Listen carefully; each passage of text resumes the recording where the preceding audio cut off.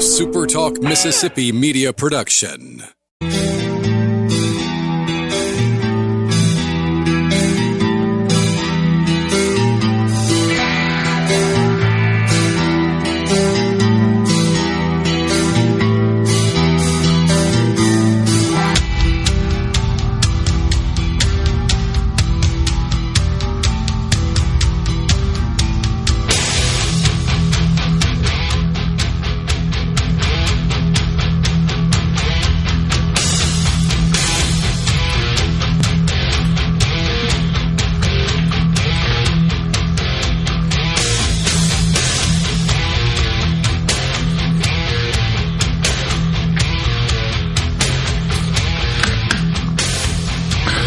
This is that teasing bumper, isn't it? I think it is. I have like four of them. Wait. Okay, there. At least we got that. Amen. Had to have that. Gotta have some kind of a payoff to that, you know? Good morning on a Friday morning. Welcome to Mornings here on SuperTalk Mississippi. Dave Hughes, Lance Tolbert over in the booth. How you doing this morning, sir? Hey, man, it's Friday. You know, we got here. Had one of those types of weeks where you never knew if Friday would ever get there. So much was happening. But, yeah, we're here, man. Beautiful weather, too, I think. So hopefully we'll have one of those types of weekends that's kind of copy and paste pretty all over the place. And have a successful, baseball weekend for the baseball fans out there and all the colleges that time of year, So, and you had a big one the other day. What was it? Connor Griffin. Yeah. Man. You got to love that. Not trying to jump into sports right out of the gate, but anytime you get $190+ million as your initial signing contract and you've been up for about 3 weeks, your team likes you. Well, and I would like to take this opportunity to send a quick personal message to Connor. Hey, buddy. Hey, what's up, bud? How you doing? Yeah. Feeling good? Anything I can do for you? What you been up to since last we spoke, man? Not sleeping nearly enough. It's probably the best way to do it, to explain it. And I'll tell you why. There's a very specific reason. I have had a very stressful week and a half. I still apparently have PTSD from the Challenger explosion. You've been watching Artemis for 4 days. I started watching the launch an hour before it launched, and I sat there. I don't have a fingernail left on my fingers while it was taking off, just waiting, just watching. Because those two booster rockets were the SLS system, basically the same thing that they used to get the shuttles up. Yeah. And it looked familiar. I was a kid that would stay home anytime there was a space shuttle launch. My parents were nice enough to let me watch the morning, and then, my dad would probably, he'd come home for lunch most days, and he would grab me and take me up to school. But I was sitting there when the Challenger happened, and, it was one of those moments where you hoped what you were seeing unfold in front of you at, 12 years old or 13 wasn't actually happening. Knowing that, just sitting there rooting for all the astronauts. That was such a big piece of, your childhood was watching the space shuttle do its thing. Well, and I think I'm a little bit older than you. I was actually in college when the Challenger explosion happened. I have always been a science nut. Always been highly interested in it. Kept up with things. My wife will walk in the room sometimes, and I'm looking at my phone, and she'll say, "What are you looking at?" And I'll read her the name of whatever I'm reading, and she just turns around and walks out. She's like, "Nope. No, you lost me already. Nope." Because I'm the type that sits around and reads published scientific papers for fun when it comes to physics. The number of people that I have seen online ever since this happened, and I'm not alone in my feelings on this, on having PTSD and being nervous. I won't be done being nervous until I see them walk out of the capsule tonight. Yeah. When, is this the return is tonight? Yes, tonight at 8:07 Eastern Time, so a little after 7 o'clock here in Mississippi, it'll splash down. No plan is perfect. They're splashing down off the coast of San Diego, but, they can deal with California for a couple of minutes until we can get them right back out again. But the number of people who have come back when folks of a certain age have been online saying very similar things. They have PTSD. They still remember the Challenger. Everybody that went through that at any kind of age was a little bit nervous about this entire thing. And the number of people coming back, younger people, saying, I'm sorry, it's been proven nobody watched the Challenger launch live. Like 99.9% of the people saw it later in a replay, and their memory has fooled them into believing they saw it live. Okay. That's wrong. And I remember watching it live. I was there. Not in Florida or whatever. My source for that is every single person who was alive and of an age great enough to remember when the Challenger exploded. They were wheeling the TVs into the classrooms, the science classrooms especially, because it had Krista McCoffey on it, a school teacher. The entire mission, she was going to be up there. They already had it all planned out and going to be doing science experiments for the science classrooms around the country. So, yeah, everybody was watching it live. Mm-hmm. But that's how history works now. Well, it's how it's always worked. What is the thing? Is it the Mandela effect? Is that the one that's so popular now where, yes, like Fruit Loops, how it was spelled and, all that kind of Berenstein Bears? I keep seeing that pop up. Fruit of the Loom having a cornucopia behind the logo. Yeah, the Monopoly guy with the monocle. Yeah. Curious George had a tail. Mm-hmm. There's any number of those.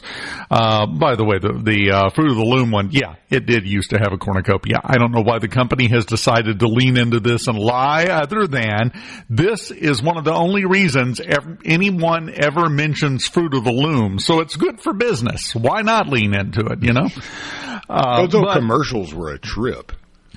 We have a tendency, everybody does, desperately to try to pick apart everything in every way, even when it makes no sense, and especially when we have no personal knowledge of what the heck we're talking about. It's funny, one of those things. I don't remember well enough the specifics, like the monocle or the Pokemon tail, whether it was striped or something. I don't remember.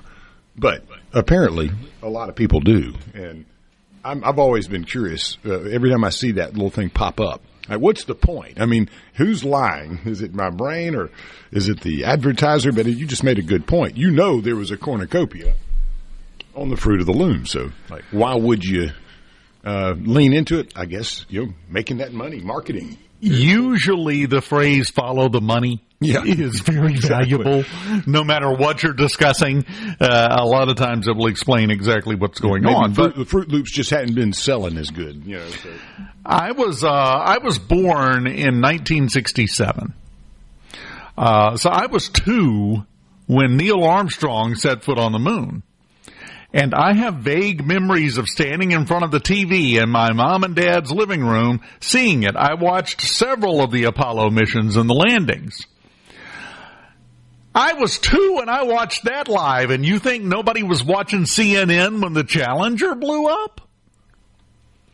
Get over yourself. Oh, I remember vividly, and it's relevant because of where we are with Iran, but remember in 1981, when the hostages were released, I was, about 6 or 7, and I remember getting my butt tore up because I was playing with some toy that my dad, he was totally into this Iran hostage crisis and, them being released. And I kept squeaking this little toy in his ear. And he kept asking me nicely, very nicely, "Hey, son, please quit doing that.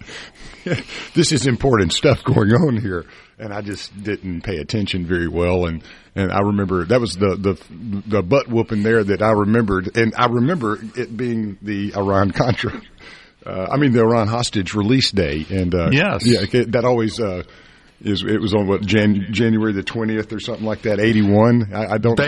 They had a split screen on the left-hand side of the screen. They had Ronald Reagan being sworn in as president of the United States, and on the right side they had the hostages walking off the plane. And I'm like, oh, there's messaging for you. That was the butt whooping right there. But I remember that one so vividly. So some things change, I guess, in your mind, and others don't. But I do remember the Challenger, and I do remember January 20th, 81. Those are kind of like etched in my memory, Well, when we have more time later on, the problem is this isn't like a done deal with Artemis. We're not past the sketchy part yet.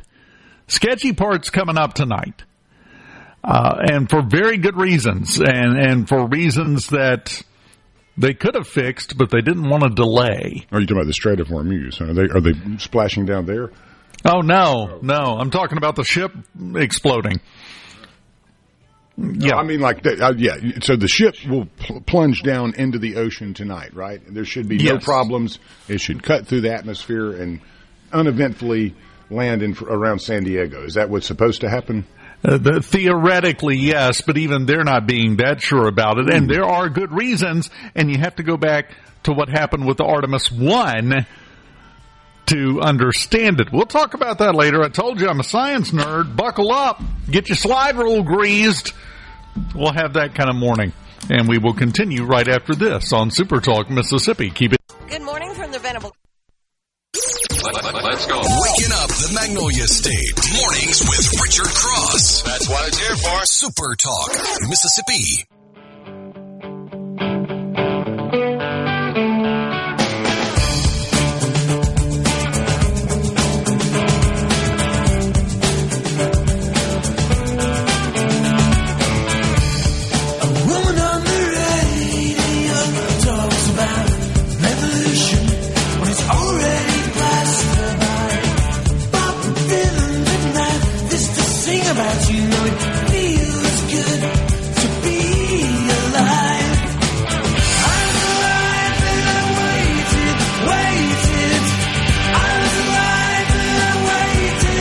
Welcome back. SuperTalk Mississippi and mornings presented by Community Bank, rooted in our community. CommunityBank.net is where you can always visit to find out more. That website stays open 24/7. So there is no waiting, no lines, no parking problems. Just go right to the website and you can find out everything about it.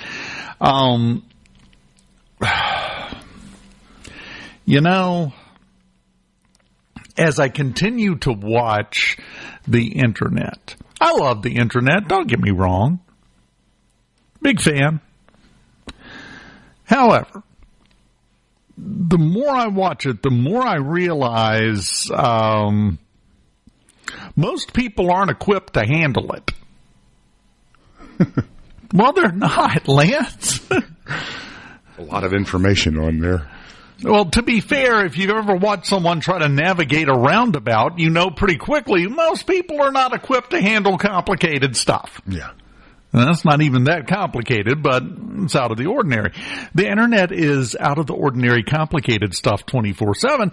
They can't deal with it. I think that's part of our problem on planet Earth right now. Too much information, too much nonstop, never ending, and everyone's brain has shut down.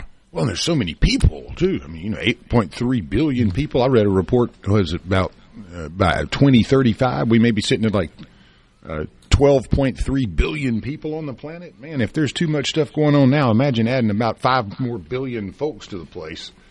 It's just, it's getting more crowded. I remember as a kid, it felt like, this area that I live in out the reservoir, it was kind of sleepy. Now, yes. Man, it ain't sleepy no more. And 20, 30 years later, things change an awful lot. But yeah, the population, man, it does seem like it's doubled, overnight at times.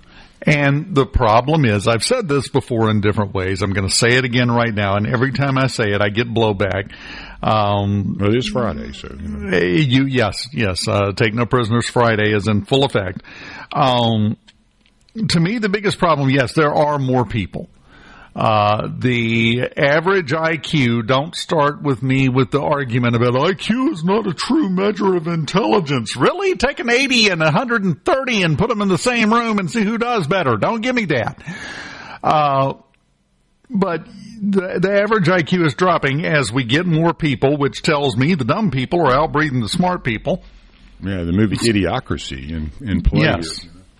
And now the internet gives all of the ones who normally would never have been heard a chance to make sure they can ram their ridiculous, uninformed, stupid opinions down your throat every chance you get when you pick your phone up. Yeah, you get that a lot now. I mean, the way of the world is opinion, right? I mean, growing up, it was more, news was a little bit more factual. You only had 3 channels, and then all of a sudden, cable came out. But, the opinions, they were not as given so openly. It was much more news, not editorialized. Everything now is so editorialized, it feels, especially on the internet, as you were saying.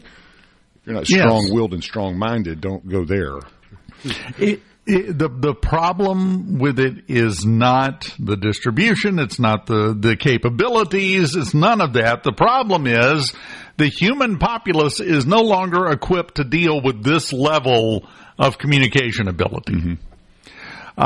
Because people just make stuff up. They can, and now I say that, they think it's true, whatever they're saying. They are firmly convinced that they are telling the straight facts. Saw somebody the other day when the conversation came up about editorialization and spin and all the news and said, well, you've got to realize, you go back and look, Walter Cronkite was just as biased as anyone else in his reporting. And I'm like, son, you are 23.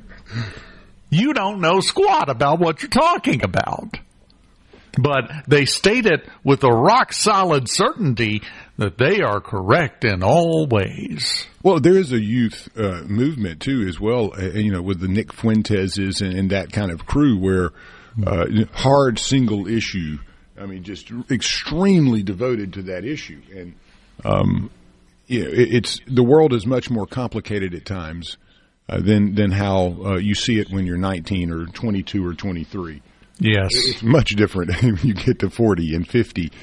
So I try to keep that in mind and, and respect the movement that you see going on in the Republican Party, let's say, where there's a kind of kicking and screaming. But that group is real right. They believe they're right. Vehemently, And, yes. And it's something I think where the youth, you get that a lot, with the stubbornness and you want to be right and you want to prove yourself. And as you age a little, sometimes you softened on those things. I don't know. How do you feel about that? Well, the thing is, you're exactly right. You're calling it exactly correctly and the way things are. And they are sometimes correct. Mm-hmm. I'm not going to say right because that confuses the whole I should have said correct instead of they're right. But on some things they are correct. On some things they are not. The problem is when you have opinions that are so calcified that they couldn't possibly be changed no matter what happened or what was said or what facts you got, you are useless in my mind because growth comes from change. Improvement comes from change. There is no human being on this planet that is perfect, and every single thing they think and believe is 100% accurate and true. You said one word in the middle of all that, though, and you didn't even use it in this way, but it's part of the problem. The word respect. Yes. Respect is not given. Respect is not asked for. You earn respect. And sometimes you earn respect by going, oh, wait, hold on. Man, I messed up. Yeah, I think that's where I've earned most of mine. Yes. If you are adult enough, if you're mature enough, when you mess up, when you are just triple wrong, to stand flat-footed and say, you know what? I was wrong. I blew that. Mm-hmm. That's how you earn respect, not doubling, tripling, and quadrupling down on where you were wrong, even when you know you were. Deep down. We've got an entire flock of people that are not capable of doing that.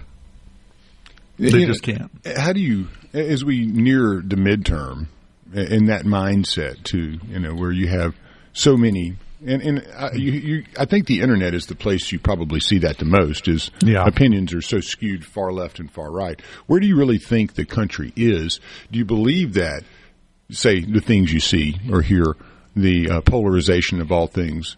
Do you feel that we're a little more in the middle as a country, or do you think that maybe we are going through a period in our history where these polarizations are much more evident and true? Oh, I definitely think we're in a polarized era.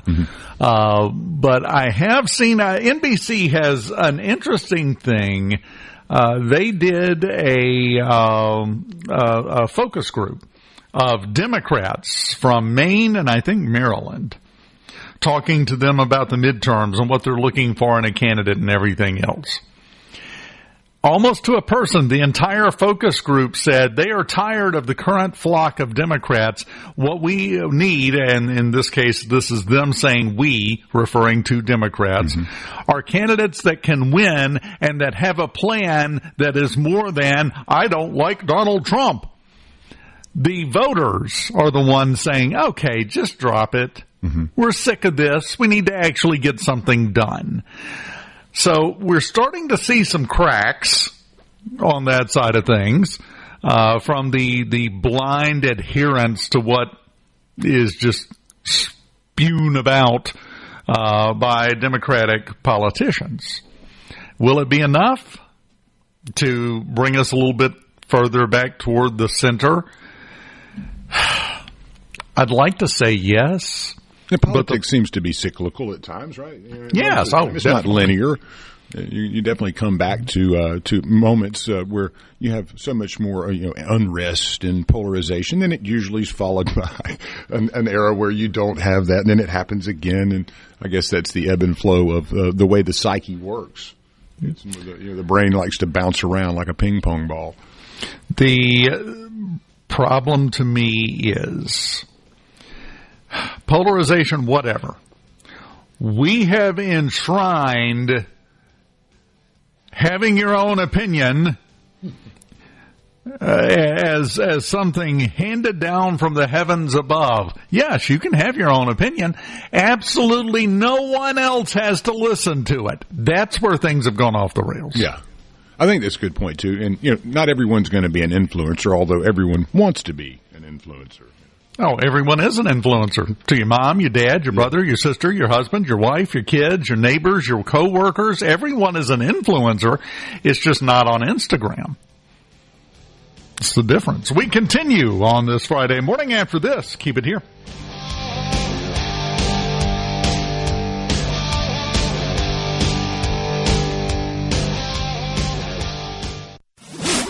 Mississippi. What's going on? Mornings with Richard Cross. It is what it is. Yes, it is. Super Talk, Mississippi.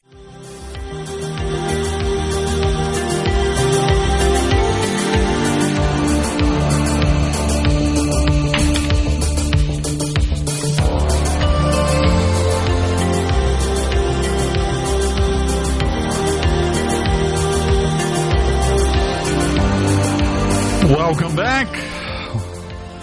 Super Talk Mississippi mornings presented by Community Bank, where, they're more than just a place to manage your money. They're your neighbors, your partners, and your trusted financial advisors. For decades, they've been rooted in our community, helping families, small businesses, and individuals achieve their dreams, whether it's opening your first savings account, planning for a brighter future, or growing your business.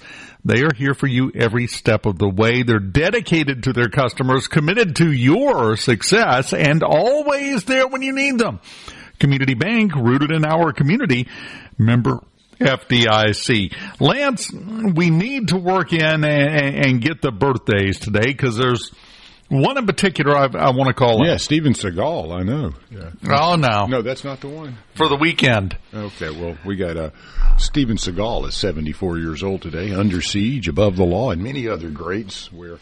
Did he get weirder the older he got? Yeah, or was it just he's got a Jewish last name. He's Italian, and he dresses like a Buddhist monk. The older he got, the more that it seemed to be like everything was going on at once. and it was hard to kind of distinguish what the brand was to me.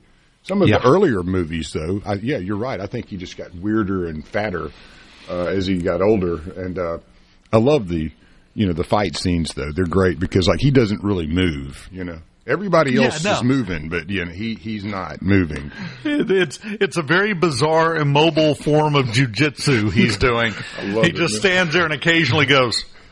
Wouldn't it have been? And that's it. It'd have been great to have obviously Walker, Texas Ranger, would have easily kicked his butt. He would have had to. Don't you think, Chuck Norris? But Steven's a huge guy, though. That's the other thing.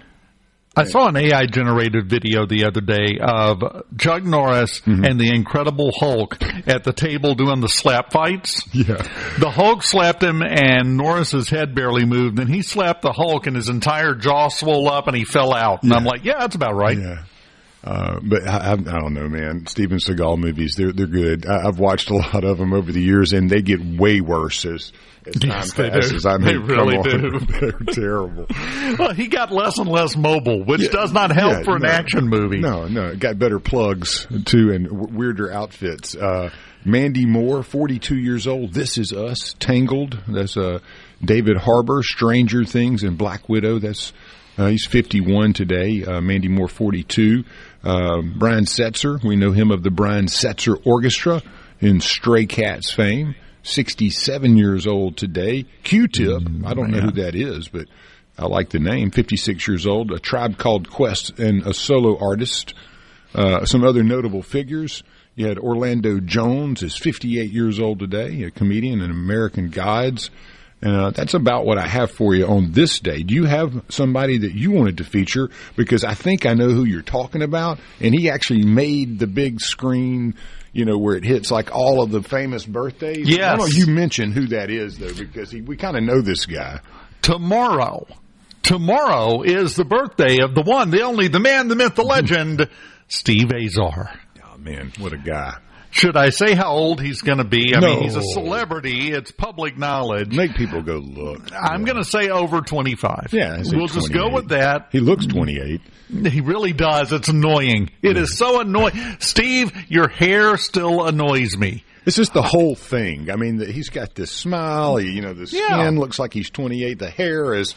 He's never lost one of them. Ever. Yeah, they're all there. It was like Sam Elliott. He's never lost a hair in his head. The guy's 90. The aggravating thing about it for me personally, and don't mistake any of this, I love Steve to death. Every time I talk to Steve, we're supposed to talk for 5 minutes, and 2 hours later we're still going. He's just such a great guy. He's also older than I am. Now let me take the headphones off. Compare his head of hair to this. It's not fair. Life is not fair. But I'll tell you something else in the wonderful world of birthdays. And Google did this. I got to thank Google for this, because I had seen somewhere that it was Steve's birthday, so I went to Google and searched it up. And then, it's now AI powered, and it makes all the suggestions of other things, and it has my location. So it also suggested that there was also a birthday for the rapper named David Banner. Yeah. He's old school, man. He's from Brookhaven, Mississippi. Yeah, he's a Mississippi guy, right. He was born in Brookhaven. He moved to Jackson as a kid with his family. Mississippi guy, so happy birthday to him. A day early as well, but Steve. Yeah, that's the star right there. That's the star in the sky. Hey, in 1790, President George Washington, he signed the first United States Patent Act. Now, I don't know what the first patent was. Maybe you think it was like a cherry pie or something, or what? Squirrels. Yeah, I figured it out. Squirrels. I mean, you just got to think, what was the first patent? I need to go look that one up and see, because obviously people were making stuff long before there was a Patent Act. And you're close. I looked it up. What was it? The first ever U.S. patent granted was granted to Samuel Hopkins in 1790 for an improved method of manufacturing potash, ingredients for soap and fertilizer. Yeah. He probably made a mint on that. Well, then you had in 1866, the American Society for the Prevention of Cruelty to Animals was founded.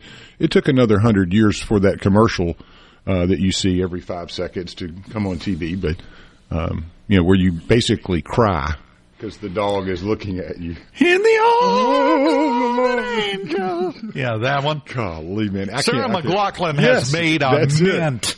Yeah, that's it. The Sarah McLachlan song. Yeah, that's ASPCA was founded on this day in 1866. The British luxury liner, the RMS Titanic, it set sail from Southampton, England on its maiden voyage. It sunk 5 days later. Not a good voyage there. 1912 is when that happened. And then in 1947, Jackie Robinson became the first African-American player to play Major League Baseball when he took the field for the Brooklyn Dodgers. And that's pretty big news there. He kind of changed things up a little bit. I have a problem with the semantics of saying that the Titanic took off on its maiden voyage. It was its only voyage, and it wasn't even a full voyage. So maiden, I like the way that sounds. Like they're going to get married or something. It just sounds a long life. Sounds very fancy. It contains the promise of more to come, which is exactly the wrong message when you're talking about the Titanic. Yeah, the history of those ships, we went over it the other day. It was like the Olympic and the other. One of them was basically sunk, as a passenger ship that was used. And then the other one, I can't quite remember what happened to it, but they did not have a great lifespan, those three sister ships. On this day in 1992, folks may remember, the comedian Sam Kinison, the wild man, was killed when a pickup truck slammed into his car on a desert road between L.A. and Las Vegas. He was just 38 years old. His new wife, Malika, was badly injured, but she actually survived. So that was one of those way too young. Gone. Yeah, I'm still upset about that one. What a crazy, wild, the sense... I don't know, man. I mean, at first when I first saw Sam Kinison as a kid, I was like, what in the world is this guy doing? But, it kind of grew on you. And then you get him in Back to School with Rodney Dangerfield, and he's the crazy professor. It's like, okay, I get it now, man. This guy's awesome. Oh, yeah, he was great. I'll tell you another one that was an acquired taste. You first saw him and said, oh, man, he really needs to be put somewhere where he can get some help. Bobcat Goldthwait. I was going to say the exact same thing. I mean, that was, in Police Academy, it really kind of hit there when I guess it helped to see him on screen a little, and see him how it plays in real life. Yeah, I guess, to me. But, yes, Kinison and Bobcat, it took a little while, but once I realized their comedy was just genius, I thought, wow, these guys are great. Well, it's standard, especially in comedy, but in entertainment, to have a shtick, to have something that you just put out there. Looking at you, Pee Wee Herman. I mean, this is a time-honored tradition. Bobcat, Sam Kinison, they had a shtick. Hey, a good one. Kinison did not sit at home and when he needed something from the kitchen scream like that to bring him a drink. It wasn't his normal everyday life. Right. Well, talking about sticks here, we had Ken Griffey Jr. today on year 2000 became the youngest player in baseball history to reach 400 home runs. He was just 30 years old, 141 days into that, and it was actually his dad's birthday, and that's a pretty cool deal. He goes, I haven't really had a chance to think about it, Griffey said of the achievement. The biggest thing is I tell my dad it's a cheap way of not buying him a gift on his birthday. One of my biggest claims to fame, I had a Ken Griffey Jr. rookie card, and I was so excited when his career exploded because I said, I'm going to be rich, and that's when I found out everybody else also had a Ken Griffey Jr. rookie card, and it was worth like 18 cents at the time. Yeah, well, his mom got the 399th ball. His dad got the 400, so that's fair, right? Yeah, makes sense. Makes perfect sense. Don't believe it? Just ask Mom. I'm sure she's fine with that. Some crankiness probably somewhere in there, but that's okay. She's a baseball mom, so she's been all over the world. True. Back again. Yeah, she knows. She knows. She understands. When we come back, how's the bank account looking? Everything going good? You got to get big numbers, lots of commas. If not, we might can fix that with the Mississippi Lottery. We'll take a look and see what we can do for you next. Keep it here. Good morning from the Mornings with Richard Cross. Wake up. Get going. Wake up. Come on. All right. SuperTalk Mississippi. Wake up.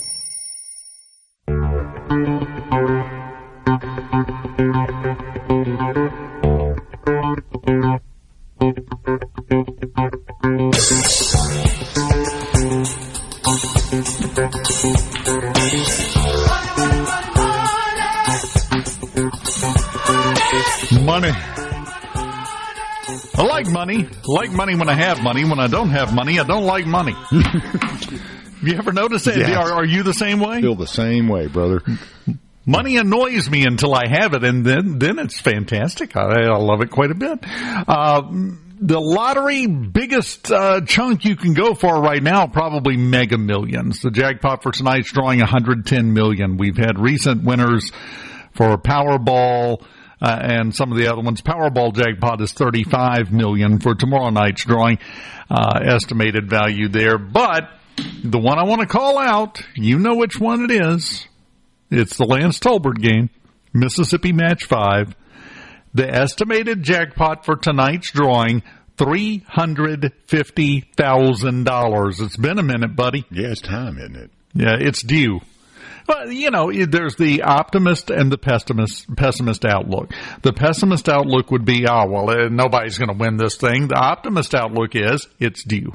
Yeah. I mean, I'm one of those, I understand probability pretty well, but I never could get over it. Like if you're sitting at a roulette table and it just keeps hitting red, you're going, the probability that it's going to hit black's got to be 100% now, you know? It's got to hit. It's not the way it works, but it does feel good, you know, when you're actually right. So when you drop that money on this one and hit, you're going to thank us. You're going to thank us. The bias is strong. If you take and you flip a quarter 10 times, and the first 9 times it comes up heads, same thing. The odds of it being tails are astronomical. No, the odds of it being tails are 50-50 again. That's right. So you can't really play that particular game. They got 3 new scratch-offs, if that's your thing, rather than picking the numbers. You want to scratch it off and reveal the numbers that you have gotten. They have Double It, $20,000, the top prize there. Money Bags, $100,000. And the new 50X ticket, multipliers up to 50 times, top prizes of $500,000 on a scratch off. And, we were excited just a second ago about $350,000 on match 5. This is $500,000. This is $500,000. So that's worth paying attention to. If you are one of the ones who likes to immediately grump forward and say, well, your odds of winning the lottery are about as good as getting struck by lightning. Yeah, blah, blah, blah, blah, blah. Go tell these people that. A Lauderdale woman won $2,600 on Cash 4.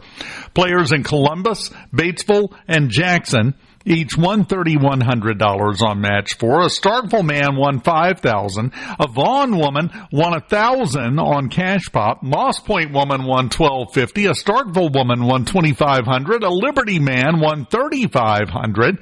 Match 5, $800. 2 different people from Loosedale and Purvis. A man in South Haven won $50,000 on the Powerball. Didn't win the jackpot, but I'll take $50,000. The $20 scratch off the full of 5,000s tickets. A Morville man won, you know what he won, $5,000. It's full of 5,000s. It's right there on the ticket. It's printed. Man in Guntown, $2 ticket. Mystery multiplier. $2, won him $2,000. The $30 Millionaire Maker ticket. A Salis man won $1,000. A Flowwood man won $5,000. A Van Cleve man won $50,000. And these aren't like, over the last couple of months. This is like this week. This happens all the time. So, yes, the odds are low, but the odds of no one ever winning any of it are non-existent. So you might as well have your shot at it, right? I saw something the other day that there was it's like 30% of all lottery winnings, the tickets are never claimed. Yes. Yeah, that was it kind of blew my mind a little bit. And another interesting one about money this morning, I was looking at Twitter or X, and Javier, good old Javier from Argentina. He was on a roll, man. His zinger was, the left can't applaud me because their hands are in other people's pockets. And buddy, they had erupted in there. I think it's kind of apropos of the lottery. You got to buy the ticket, right, in order to win. You don't want to be frisking somebody else. But I love that guy, that Javier Maluga. He's got some good one-liners. Oh, and the hair. Oh, goodness. You got to talk about the hair. But what most people aren't aware of still, Malai is also the lead singer of a heavy metal rock band. Is he? He looks like he would be. Go look it up. That's why the hair is the way it is. Okay. He's got the best lamb chops of all time. Yes. Which brings me to one thing I thought of just a little while ago when we were talking about how things have changed and times are different. Let's go back to the Chester Arthur days. Let's bring mutton chops back. Well, King Leopold II, I mean, you needed a whole other room to put that thing in. No. Wait, do you mean his hair or him? Just the mustache and beard, yeah. I mean, some people would argue just the whole thing, the whole dude. Let's find a whole different room for him. Yeah, there are some big uns out there that were leaders. You could tell that the people did not eat well while they ate very well. And all that well fat on the mustache had to, Henry VIII and 8 and 8 and 8 and 8th. Goodness. Great example of it going back that far. Now we're all the way back to, never mind. We've got news, a little more current than Henry VIII and Chester Arthur conversation. The views and opinions expressed by the hosts, guests, and callers on this show are not the opinions of TeleSouth Communications, its management, or advertisers. In the car, at home, or at work, it's always free to listen to SuperTalk Mississippi and Mornings with Richard Cross. I try to call you, but on the midnight watch I realize why twice you ran away. Think about how many times I have fallen. Spirits are using me, larger voices calling. Whatever brought you and me cannot be forgotten.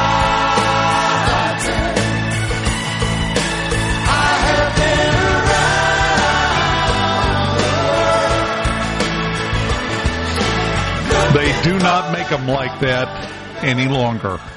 No, they don't. If you want to hit now, you just get a microphone and a beatbox and go for like 2.5 minutes and bam, hit. Well, that's just kind of, I was going to ask you, did you pay any attention to the wake-up songs for Artemis II astronauts? I know that's kind of been a big deal lately, and I don't know what the lists are. I've been kind of looking. It's hard to find, actually, the actual list in list form. But I love that song. That would be probably my wake-up song. That or Enter Sandman with Metallica. If you had a wake-up song and you were on Artemis II, Dave, what would yours be? Oh, man. I'm kind of partial to what they're probably going to have today. It's funny you should say that. The 8 songs for the first 8 days were Under Pressure, the original one by Queen and David Bowie. Mm-hmm. Pink Pony Club by Chappell Roan. That was day 4. I found it now, for some reason. Glass Animals, Tokyo Drifting. Green Light by John Legend featuring Andre 3000. Well, there's that was all-star day 2, list. Yeah. Good Morning by Mandisa and Toby Mac. In years past, a lot of the crews for space missions, when they're about to come back and they get a wake-up song for that final morning when they're coming back to Earth, their last day in space, they are woken up to the song Going Back to Houston by Dean Martin. Yeah, which makes sense. REM's Michael Stipe also personally sent an a cappella version of Man on the Moon for the crew to listen to. Oh, that's cool. Pretty cool, huh? That's very cool. And I have been heartened by the way people have seemed to kind of all come together. I saw an Ipsos poll of Americans, the people paying attention to some extent to the Artemis launch, either quite a bit or at least a little bit, at least kind of keeping their finger on. 80%. When's the last time we saw 80% of Americans show interest in anything altogether? Other than complaining? Oh, that's 112%. That's over 100%, yeah. And someone will be along shortly to explain how that's mathematically possible. But yeah, 80% of people have been keeping touch with this and keeping tuned in. Hey, the walkout or wake-up songs, I don't know why I said walkout. I'm thinking baseball, I guess. Don't walk out of the capsule. Not during splashdown. Yeah, the astronaut wake-up calls go all the way back to the Apollo years, actually. In Apollo 10, the astronauts had the song It's Nice to Go Traveling by Frank Sinatra is one of their wake-up calls. That's a good one. Apollo 15 had 2001 A Space Odyssey. As long as Hal didn't come along with you, I'm good with that. If you got pod bay doors, I don't think I'd listen to anything from 2001 A Space Odyssey. No. You're asking for it. Yes, sir. You know, I've been watching, as I mentioned last hour, I have been obsessively keeping up with the Artemis II. For those of you that aren't aware, I think it's been pretty well covered. I know they've covered it at SuperTalk News. The Artemis II, the main stage engine, the big tan one in the middle that the capsule sits right on top of. The big rocket. Yeah, they tested that on the Mississippi Gulf Coast. We played a part in this. Was that down in Picayune? I'm not. I would assume it was at Stennis. It escapes me. I forget now. But yeah, we had a part in this moon launch, in this moon trip. But as a result, I've been keeping up with the media coverage of it, and if I had hair, I would have pulled it out by now. I think Victor Glover, the pilot of this mission, first black man to go to the moon. He didn't go to the moon. He drove by the moon. Black man involved in drive-by. Film at 11. That's the headline you want to go with? But I love his response to this when somebody asked him specifically about the pressures and the importance of being the first black man to orbit the moon. He said, this isn't about being black or being a woman or being anything. This is about being a human being. That's what we should be focused on. Yeah, thank you. Well done, sir. Well done. And that's kind of the overall attitude. But to see the reporters, you know, this crew contains the first one. I love this. The first woman, the first black man, and the first Canadian. Yeah, it's very important to be the first at everything. First Canadian. Jeremy Hansen, the Canadian astronaut from the Canadian Space Agency, which is a real thing that actually exists. Well, they got to bring the syrup for breakfast, so. They have, each one of them has their own individual patch on their shirt. I mean, it's got the Artemis logo and the main stuff, but they got to put their own little, it's kind of like working at TGI Fridays. They got their own little flair stitched into each one of them. His has a Sasquatch. Okay. Go look it up. I'm not kidding. Yeah. He's got several different things from Native Canadian cultures, and one of them is a Sasquatch. They asked him about it, and he said it represents honesty. Okay. Well, what? I don't know how that works. But that's fine. Yeah. But okay. It's not just the desperate attempt to focus on the culture war nonsense. I'm sorry, there is no culture war in space. It doesn't exist. It's the extreme lack of understanding of how any of this works. And I will give you an example. There is someone on, it's all over social media at this point. Her name is Dr. Naomi Wolf. She's written 8 New York Times bestsellers. She retweeted an astronomy post showing the pictures of the far side of the moon and said, "Call me ill-informed. I was an English major, but what's the light source here?" Okay. You know, it's the dark side of the moon. It's dark. How are they getting a picture of something that's in the dark? Mm-hmm. The sun is everywhere, you moron. Yeah. And I mean that in the most offensive way possible. It's just dark to us. Sometimes it's lit up. You know when we have a new moon, when you look up and the moon is basically not there, you might see a faint outline. Yeah, the dark side is fully lit at that point. That's how that works. Funny how light works. Huh. But I realized I've got to give a little bit of leeway here. Because I have seen some of the most ridiculously simple things explained with dead seriousness and gravitas about how important it is that you must understand. Did you know the astronauts cannot breathe outside the capsule? Really? Thank you. The last time we went anywhere near the moon was in 1972. That was 54 years ago. If you are 54 or younger, we have never done this in your lifetime. Which is a little mind-boggling, but it's the truth. Yeah, I mean, I'm 51, and so I definitely fall into the window there where we haven't been to the moon since I've been around. So this is pretty cool to me, honestly. It really is cool. It really is an achievement. I have seen so much bad reporting on the networks about this, though. And a lot of it is just the choice of wording. They did not go to the moon. Again, they went around the moon. They did not land on the moon. I saw somebody talking about the first time we've landed on the moon since nobody touched anything. They got within 4,000 miles of the moon's surface as they were going around the dark side. In the dark, they got down to about 4,000 miles above the surface. That's as close as they got. None of this that I'm saying is to take away from the achievement and take away from the excitement about this, because you should be excited, and it is a big deal.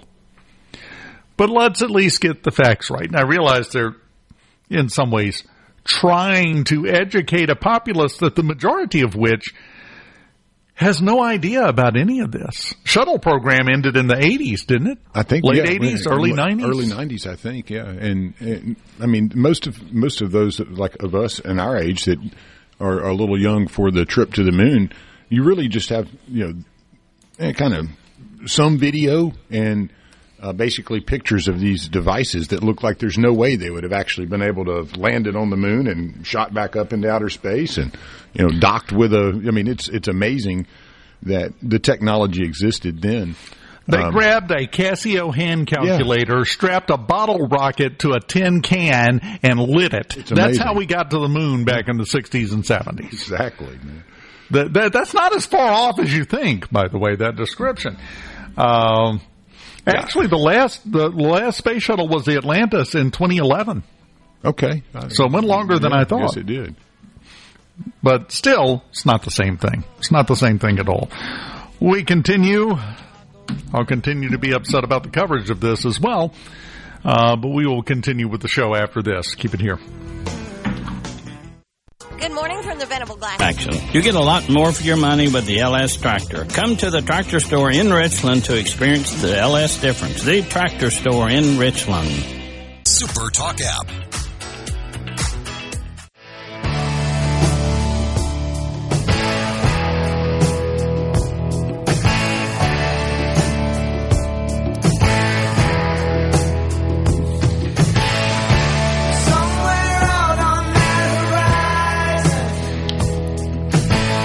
Got upset about the way the media has been covering Artemis and forgot to mention this hour of mornings brought to you by MWG Employer Services. Running a business? Tough. It's not easy at all. If you're struggling with HR, benefits, and payroll, you're not alone. MWG Employer Services can provide a full range of employer services and a custom plan that fits you. You can call them today at 601-206-7966 or go to mwgemployerservices.com. We got the announcement about the enormous new investment by Amazon into Mississippi. Yeah. That was the boys were excited yesterday. In the newsroom, so as well they should have been. Yeah. We're up to $22 billion that they're investing in Mississippi. $22 billion with a B. We're getting close to real money now. Inflation, you're right. They got to have a B on there these days. Before you know it, they're going to be able to put a full tank of gas in all of their vehicles. But this is an enormous deal. But I have a question for everyone. How do you feel about artificial intelligence in general? Here's why I ask that. These are for data centers. What are they being used for? Right?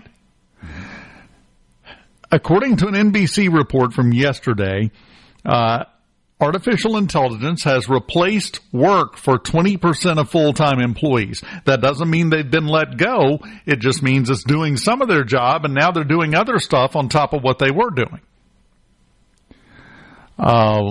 The most interesting thing I saw, because if you listen to the naysayers, you listen to the Luddites, you listen to the people that don't like AI at all, it's horrible.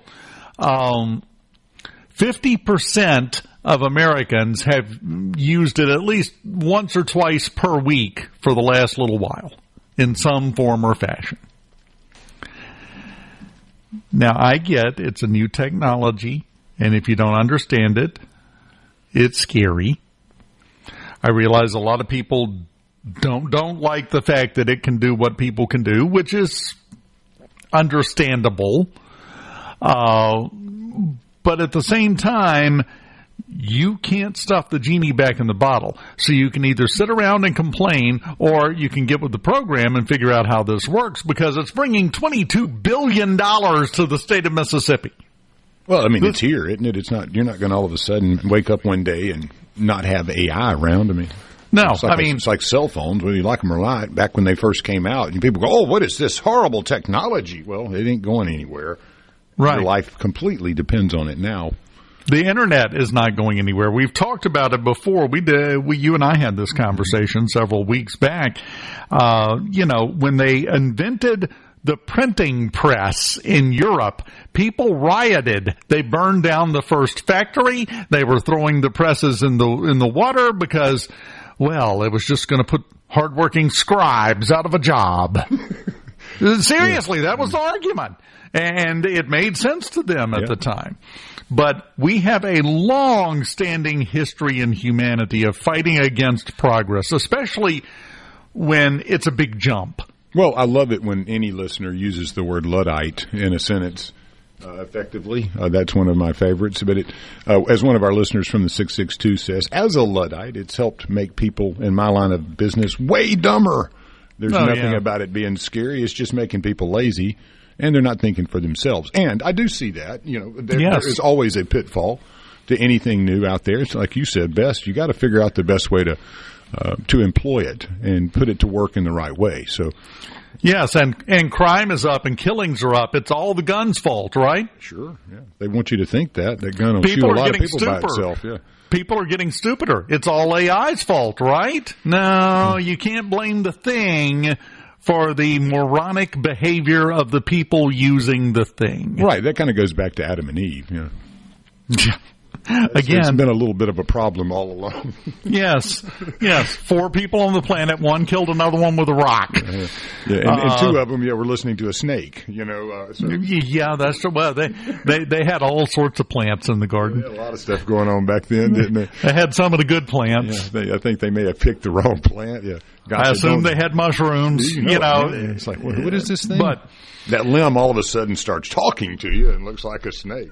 I do not disagree with you one bit on the C Spire text line that AI is making people dumber. So is the internet. So is continuous cell phone usage. So is the current political climate in America. So is the current approach to everything in our culture. It's making people dumber. Being against it doesn't make it go away. No. I mean, you can not like a curveball. They're still going to throw them. They're still going to throw them. And if they find out you don't like a curveball, that's all you're going to see. Hey, there will be a few big games this weekend. I do want to mention that real quickly. The battle of the palette of the colors. LSU and Ole Miss will be playing in Oxford this weekend, Friday, Saturday, Sunday. You think Lane's got box seats? Well, I can tell you this. The best duo in baseball, Richard Cross and Keith Kessinger, will be on that call, I think, all 3 games. So tune in if you love some great humor and great color and analysis during a baseball game. You know Richard Cross, but Richard's great. Keith Kessinger is hilarious and amazing. So I was saying this the other day. Richard is just a phenomenal broadcaster. No matter what kind of microphone you put him behind, he's just really good at what he does. He's a pro. I mean, I laugh all the time to myself as he can change hats, change the horse in mid-stride, as they say. He can. I mean, it's amazing. Mississippi State, after a nice win against UAB, they'll host Tennessee this weekend. Should be good weather as well at the ballpark tonight, 6 o'clock first pitch if you're going to be in the area.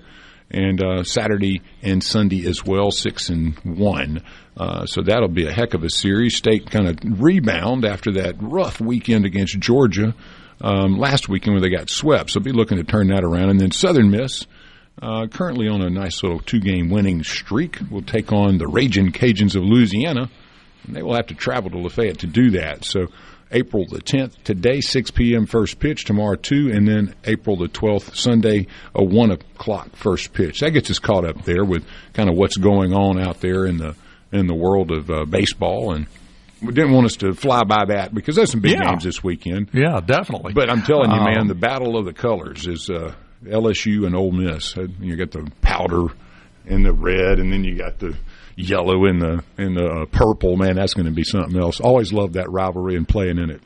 And Lane is sitting in the parking lot at Stuckey's somewhere listening to it on the radio because he ain't showing up. No, I saw that guy give a press conference, must have been a day or so ago. He has been definitely out on the Gulf fishing. I mean, he's 18 tans darker now. Yeah, he's got that wind-blown look. Yeah, it looks leathery, man. So, we were talking about AI, and then you very correctly went right into baseball before we get to our guest in a moment.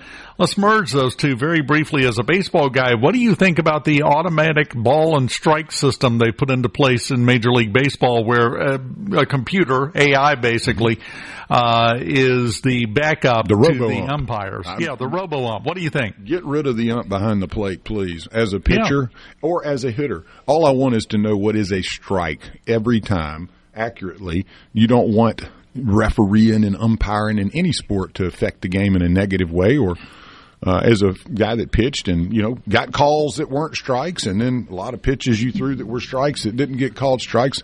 I'd love to see the consistency from one day to the next, from one inning to the next. So if it allows the game to function better, progress better, and both the pitcher, the hitter are on the same page as knowing what actually a strike is and it's accurate, man, I'm all for it.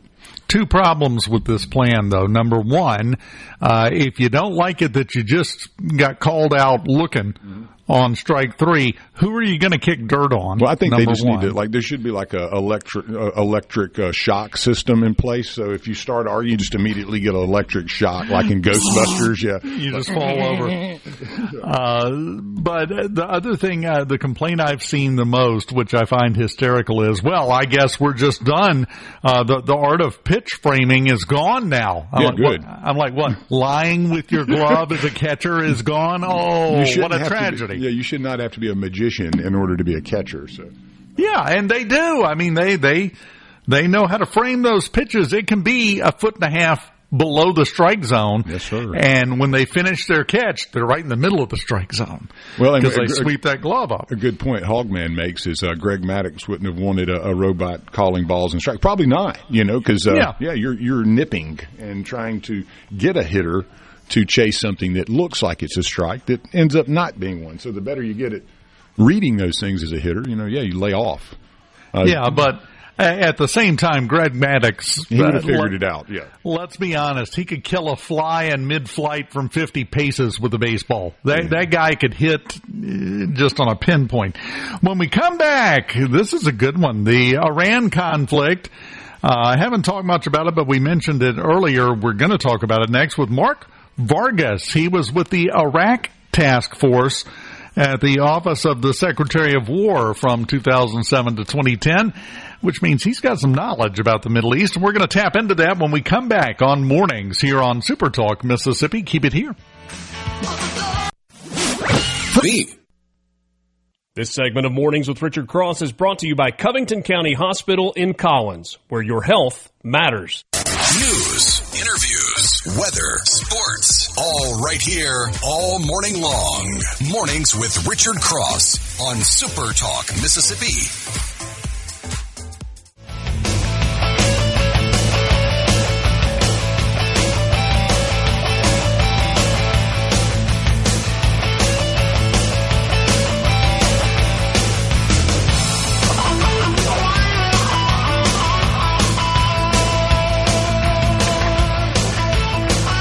Welcome back to Mornings presented by Community Bank, rooted in our community, communitybank.net, where you can go to find out more. We are joined now by a gentleman who was with the Iraq Task Force, the Office of the Secretary of War. It was then the Secretary of Defense. 2007 to 2010 was the time period he was there. And to say he's going to have a good perspective on what's going on right now in the Middle East would be an understatement. Mr. Mark Vargas joins us this morning here on the show. Mark, how you doing this morning? Good morning. It's great to be with you. Thank you.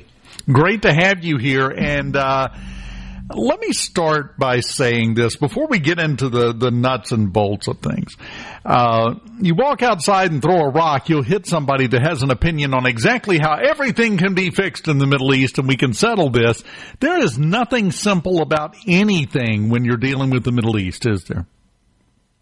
No, there's not. You know, and I served as a civilian, as you mentioned, on the Secretary of War's Iraq Task Force from 07 to 10. And I'll tell you, the rockets and mortars going into the green zone, targeting American service members, American civilians like myself and American contractors, all made in Iran. Route Irish, the 3.5-mile strip from Camp Victory of Baghdad Airport to the green zone, was littered with IEDs. Where were they made? Made in Iran.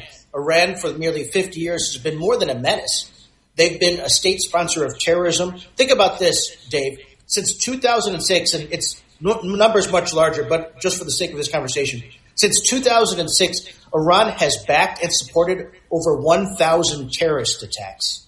Those attacks have resulted in over 600 U.S. service members dying. Now, I would argue that even the deliberate killing of one U.S. service member serving our country is an act of war. Iran has killed more than 600 U.S. service members, like 618, I think. And when you look at the thousands and thousands that have been permanently disabled and injured. So I say, President Trump had the testicular virility to do what no other president should have done. And that was to cut off the head of the snake and take out this state sponsor of terrorism. Well, and that's one thing you bring up that I think needs to be underlined. This is not a new problem. Iran has been basically the hookup for everyone wanting to do bad things to Americans and America itself for decades. And I don't mean just one or two. Decades they have been doing this, 40, 50 years. This is not a new problem. No one has done anything about it, not to this level. We've tried the diplomatic way and you know, the various negotiations, and none of that has made a difference. And like you said, President Trump decided, you know what, enough is enough. It's time to do away with this. Why did it take so long to reach this point? Well, I mean, again, President Trump is a tough talker. He means business. When he delivered his inaugural address, he talked about how he wanted to be the peacemaker. That's what he wants his legacy to be.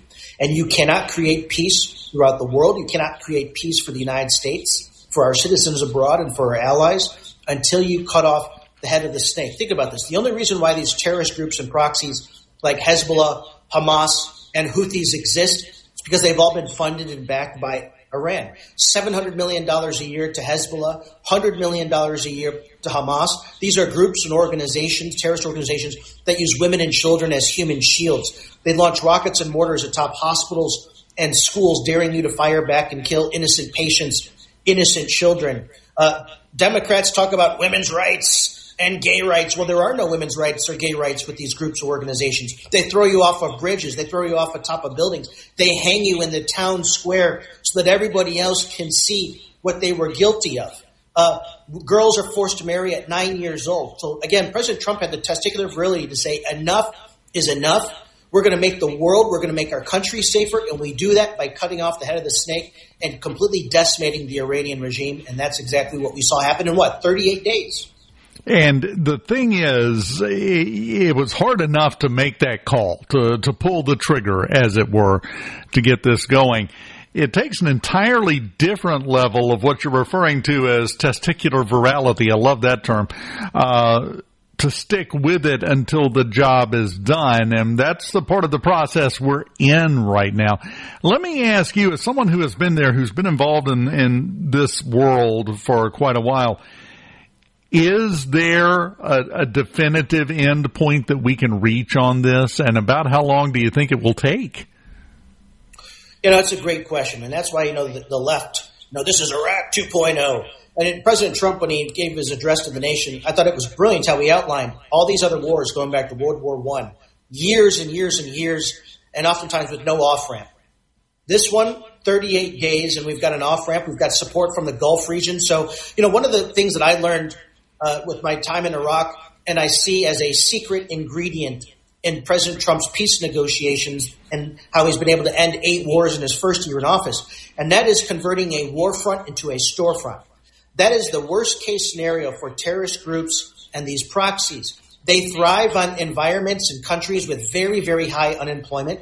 And secondly, they thrive on environments and countries that have a very high teenager rate because you can manipulate and convince teenagers to do practically anything with just a little bit of money. And so that's why it's been absolutely essential that President Trump has had and has the support of many in the Gulf region, Saudi Arabia, Qatar, Jordan, Bahrain, UAE, Jordan, because they are incentivized to ensure that we have the right leadership team in place, that we don't go back to this terrorist regime, that the Strait of Hormuz is open and ships can sail through there safely. But he's now done all the hard work, and now it's up to our allies and our friends in the Gulf region to ensure that we convert it from a war zone, from a war front to a storefront. Do you think it is a sign of, I don't know if you would call it hubris on the part of Iran, that all of this is going on, the attack began, everything started playing out, and they just started indiscriminately attacking everyone, the United Arab Emirates, Qatar, everybody, anybody they could reach, they just started shooting missiles at. That didn't make them a lot of friends in an area where they don't have many friends to begin with, did it? I call that total panic mode. I mean, listen, they've never been able to deal with a U.S. president that has been so firm and strong as President Donald Trump. I mean, think about this. Barack Obama's administration gave them $1.7 billion. Obama's own Secretary of State, John Kerry, later admitted on national television that that money was immediately transferred to the Iranian regime, to the military, and that money was also directly transferred to Hamas and Hezbollah and Houthis. So the $1.7 billion in cash actually helped them fund terrorist activities for the next 12 months. In the meantime, President Trump's not sending them cash. He's sending them weapons, missiles, and drones that are literally raining Armageddon on their nuclear sites, destroying their military apparatus, all of their military leaders, and sending a clear message throughout the world, and particularly in that region, that if you screw around, you're going to find out, because this president means what he says. What do you think the odds are that we reach the point in this process? I understand the ceasefire is ongoing right now, and everyone wants to argue about, it's not holding. Well, it's not quite as cut and dried as that when you have a ceasefire, especially with someone like Iran, which is a lot like trying to pet a rabid dog. Let's be honest. But what do you think the odds are that we wind up having to attack some of the power infrastructure, attack some of the bridges, take care of some of the things that allow them to function and make it a little harder for them to go through day-to-day activities? Do you think we'll reach that point? Well, again, to your point, the ceasefire is very fragile. And I like to say it's like hugging a porcupine, right? You've got to be very, very careful. But I think President Trump's greatest strength, one of his greatest strengths, he has many of them, but is the art of unpredictability and the art of tough talk. And we saw that when the left was going crazy. Even, Governor J.B. Pritzker in Illinois wanted to invoke the 25th Amendment because of his tough talk, trying to bring peace. But what happened a couple of hours later? It worked. And so I expect President Trump to have more tough talk on his Truth Social account. I expect him to talk to the press. And because he's not speaking to the mainstream media, he's not speaking to the American people. He's speaking directly to what's left of the Iranian regime, and he's speaking directly to the allies in that region. And so he's going to talk tough because it's forcing all parties to the table. I think we will reach an agreement. It's going to take some time, but again, it's absolutely essential, critical that we've got all of that support in the Gulf region. To your point earlier, the fact that they were in panic mode and launching rockets and missiles our allies in the region. Didn't win them any friends. There's no Dale Carnegie here. So they are motivated to make sure that a peace plan is in place, and they're going to hold that regime, what's left, accountable so they can stand up on their own and experience freedom and democracy for the first time in nearly 50 years. We are up against a break. Can you stick around through the break for a few more minutes? Absolutely. Mark Vargas, he's got nowhere to go. We're just going to keep him here for a minute because I'm enjoying this, and I do have a couple other questions for you. We'll continue talking about Iran and their nonsense. I'm just going to put it like that. That's a nice radio-friendly way to put it. We'll continue talking to Mark after this on Mornings here on SuperTalk Mississippi. Keep it here.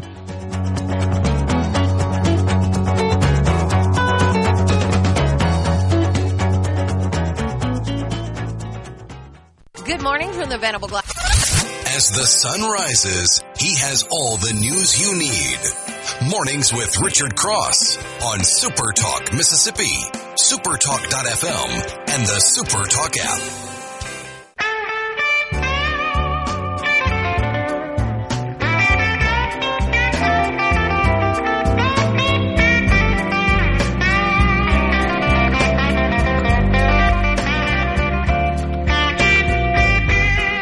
Welcome back. Mornings. Super Talk Mississippi. Dave Hughes here. Mark Vargas with us. And we're talking about the Iran conflict that's going on. I keep seeing people call it an Iran war. Technically, Congress would have to declare it. Functionally, it's a war. But I don't really know that we can use that terminology. But here is my question for you.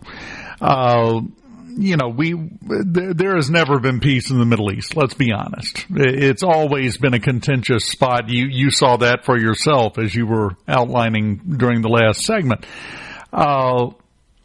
Is there any way to ever actually get peace? As someone who has been there, who has been through conflict in the Middle East personally, firsthand, is there any way to reach a point where we all just kind of get along over there?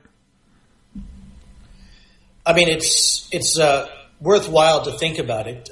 Obviously very, very difficult in that part of the region. But I believe because of President Trump's actions in Iran and the message that sends to the rest of the world, I think we're a hell of a lot closer now than we ever have been in the last nearly 50 years. Iran, if you look at the common denominator, there's a reason why we went into Venezuela in a law enforcement operation and took out Maduro. Biden wanted to arrest Maduro as well. But because of his relationship with these terrorist proxies, and particularly Iran. Secondly, Cuba. There's another reason why we're targeting the Cuban regime, and we may have a change of regime without having to fire a single weapon, is because the Cuban regime has formed a strategic partnership and an alliance with the Iranian regime and Hezbollah. This is well documented. And so you can see President Trump putting various pieces of the puzzle together. And then when you look at it from a 30,000-foot view, you can see what he's doing. He's rooting out the root cause and the mothership of terrorist activities throughout the world. It's essentially one group. It's the Iranian regime. And everything, like an octopus, everything goes back to the Iranian regime. And so this is how we create and how we make a giant step forward in securing our world, that part of the region, and the United States of America by literally, again, cutting off the head of the snake, and that's Iran. And specifically the current Iranian regime, as you're referring to it, there are good people all over the Middle East. They're not in power. They're not in control.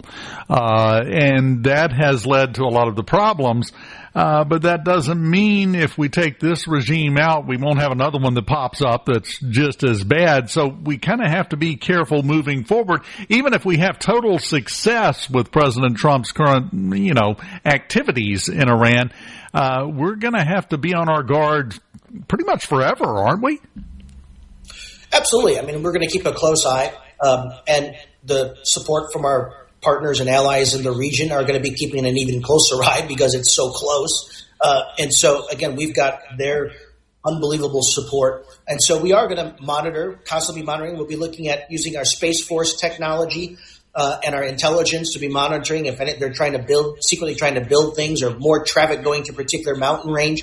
We'll be able to see that. We've got our eyes and ears there on the ground and in the air. So we'll be able to monitor this in real time. But I think that the whole region is incentivized to be able to make sure we've got the right new leadership team in place that isn't going to play these games that the old regime has played for the last 50 years. Something you mentioned just a second ago, I want to just, before we go, drop back around and look at.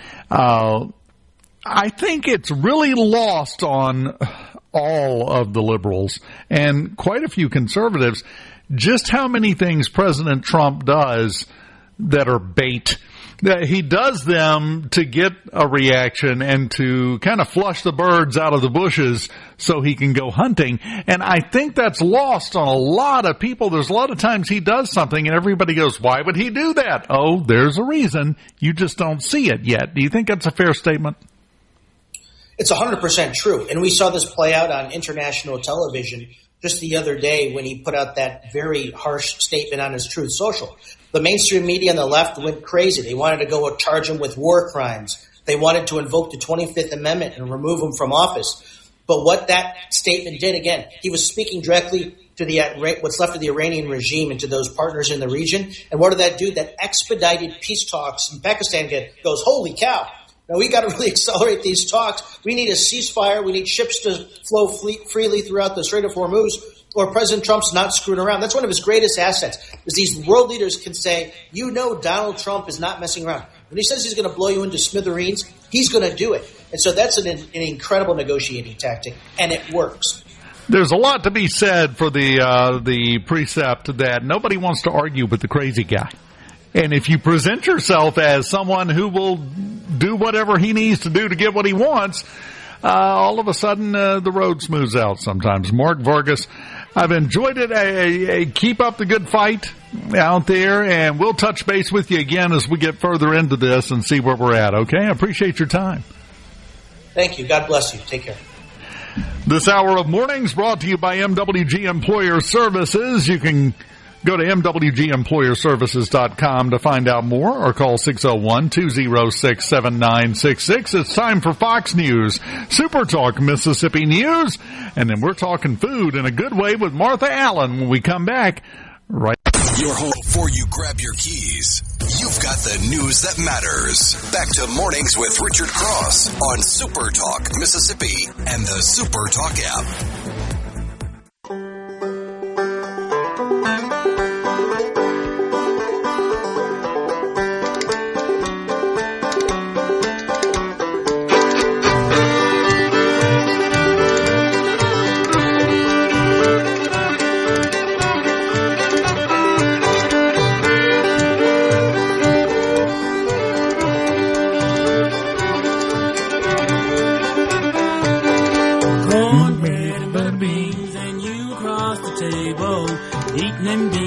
Love as long as I am able, hoeing corn and cotton too, and when the day is over. Welcome back. SuperTalk Mississippi. Lance, a deft hand at the musical selection knobs on this Friday morning. Gracias. Welcoming in the executive director of Extra Table, Martha Allen, who joins us now. Martha, you're welcome, or my deepest apologies for the bumper music, whichever one is most appropriate for you. I loved it. I thought it was wonderful. Hey, I did ask her. Yeah, I did have to ask her. I was like, "You don't have a problem with cornbread and butter beans?" She's like, "Why?" I said, I'm going to play this song. I didn't want it to turn your tummy, as we were coming up.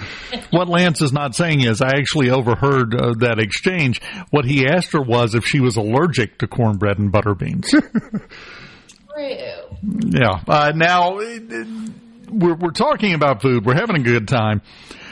Food is an enormous problem in Mississippi, and so many people, I think, don't realize it, Martha, just how many Mississippians struggle to get enough to eat, and that's where you guys come in. Over 670,000 Mississippians are food insecure, and I think the events of yesterday with the Amazon announcement, Extra Table being a part of that, I think that's a great observation, because there is so much great stuff going on in the state of Mississippi. While there are still so many nasty statistics about food insecurity or, different things within our state, we have turned a corner and we're making great strides. You do have to stop and listen and learn in order to learn these incredible facts. But the Amazon, the AWS, they've done so much in our state already, and the numbers are sounding and looking so great. So as a cheerleader for Mississippi, I'm fired up. But, as a part of the organization Extra Table, we love the work we do, and we love seeing our organization grow. We've grown 174% in the last 5 years. Wow. So that's impressive. It is, Dave. The work is definitely before us, and there's a lot of it, and there's a lot of food pantries that we could still do a lot more for. But, we're a 2-person operation. We don't receive any federal funds, and we deliver directly $95,000 to 66 food pantries every single month. So without government support, that's a great hill to stand on, because there's no red tape, just full plates for our hungry neighbors in Mississippi. We are not glossing past that. I'm sorry, Martha. Let's go back just a second. I always like to highlight this with you, just to make sure everyone fully absorbs the fact it's you and one other person, and that's it. That's the whole thing, isn't it? It is. How tired are you? But what do you say? How tired are you? I'll admit it today. I'm tired today. Well, you had a big day yesterday. Yesterday was emotionally exhausting as well. It was an incredible opportunity for Extra Table to have been serving this state for 16 years, and to stand on the stage alongside, Haley Fasackerly and Birdsong Construction and the head of Amazon Economic Development. It was just an incredible day, and MCEDA did an awesome event. And, when I took the podium and started talking about our partnership with Amazon and what they've done for us and how wonderful they are to work with, it was just crazy. The crowd was like, yay, Extra Table. I was like, this is the partnerships that are happening in this state are what is going to propel us forward for decades. Let's talk a little bit more. I want to give you an opportunity to float this out here. You talk about the partnership with Amazon and your participation yesterday. What is that? What does that look like? Are they going to give you a third employee? I would love that. Maybe that's what I should ask for. But what they did announce is that what we did announce jointly is that we are going to use part of their logistics network out of Moselle, and they will cover 17 of our pantry deliveries. So 17 of the 66 deliveries, really that's most of South Mississippi. And we're just thrilled about that, because the more money that we can save and the better strategic decisions that we can make, that means more meals for Mississippi. And that is huge, and that is another great example. We hear these announcements about, billions and billions of dollars being invested in the state of Mississippi, and I've seen some people have the reaction of, well, yeah, but that's just business. It's got nothing to do with anyone else. They truly are investing in all aspects of the state, and I think you're a great example of that. We are. We're so thankful for all of our partnerships, whether it's, a sponsorship a year or a big commitment like this for multi-years. It's incredible how Mississippians will come together to take care of each other. And for any SuperTalk listeners that aren't familiar with Extra Table, we are a statewide nonprofit food bank. So we're like the parent company. We're not a food pantry. We're a food bank. And what makes us so different is that we fundraise in order to purchase new, nutritious, and shelf-stable food by the truckload. And then we palletize it with volunteers and deliver it directly to our 66 food pantries every month. Because we know that the volunteers there, they don't have the extra pickup trucks. There's not always a big box store where they can go buy for a discounted price. And so we get the necessary items to those pantries every month. It's not everything they need, but the more money that we can raise, the more food we can purchase, and the closer we can be to closing that gap of food insecurity across our state. Well, and that's the thing. It's a big enough problem in the state of Mississippi. There is no one-size-fits-all solution. You were talking about, doing what you can to help them, and you think, oh, well, let's just fix it. Well, that'd be great. What are you doing for the next couple of weeks? They could use your help as well, not just financially. They could show up and volunteer. Yeah. That is a big thing with Extra Table. We are big partners in championing volunteerism. Not everybody can make a gift, but everybody can volunteer. And volunteerism can look so many different things. You can sit me down and Martha, let me tell you about media. Let me tell you about some ideas I have for you.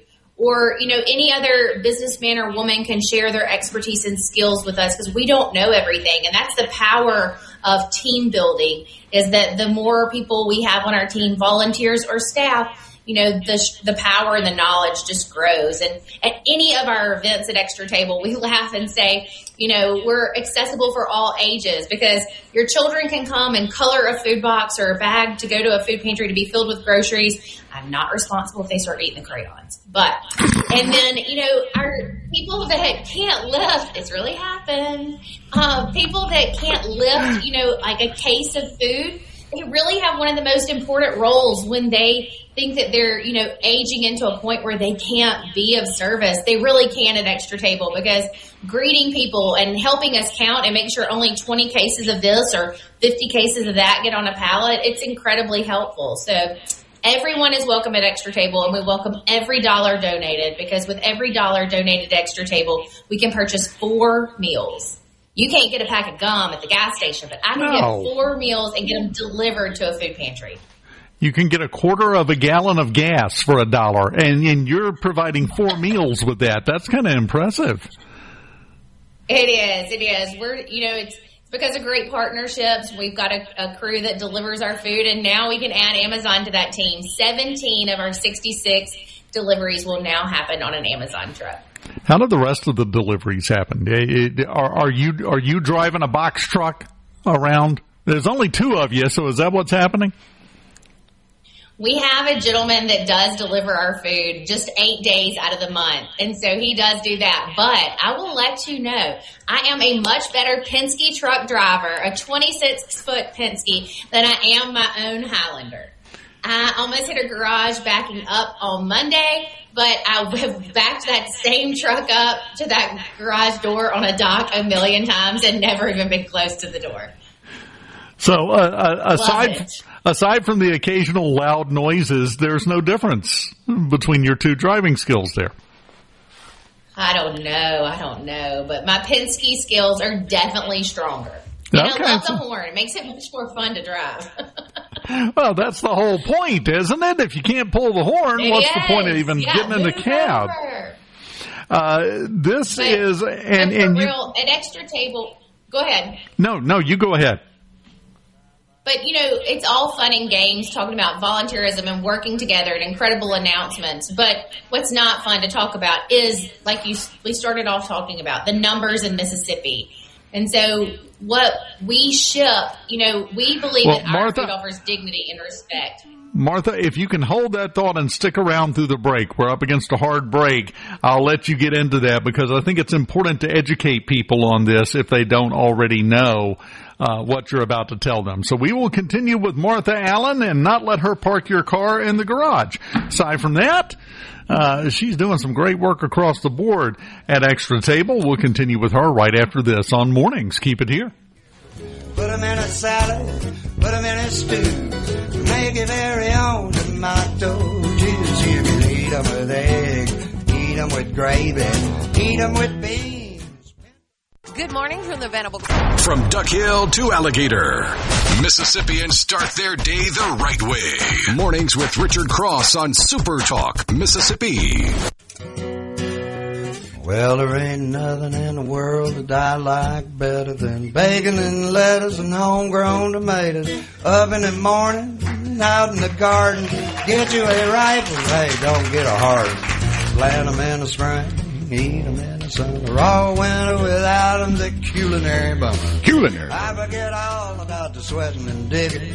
Every time I go out and pick me Apparently, Lance has a bottomless supply of food music, and I had no idea he had that stashed away. Welcome back. Mornings. Dave Hughes here. Martha Allen with us from Extra Table. And we were about to get into the serious heart of the matter, and then the break got in our way here. So I wanted to give you a chance to finish that about just how serious food insecurity is in the state of Mississippi. You're exactly right. So, it is exciting, all these great announcements, but the work is set before us. And it's a lot of hard work. But it's important to know how we work and why we work and the type of food that we deliver. At Extra Table, we take it very seriously. Chef St. John founded Extra Table 16 years ago on two promises. One, that all the money that we raise publicly is going for food, every penny of it. We're kind of like the St. Jude feeding. Everybody understands what St. Jude is. You understand that those kids are getting quality nutrition. They're getting quality care. And the hospital has expenses and there are doctors that get paid. Extra Table's the same way. We have a separate entity that pays to keep the lights on here at the office and pays our salaries and pays for any business expenses. And the food is delivered for free to all of our food pantries. Now, we paid for it. We fundraised to pay for that. It didn't fall out of the sky, unfortunately, but we deliver it to those pantries for free. We never ask anything of them but to accept the food.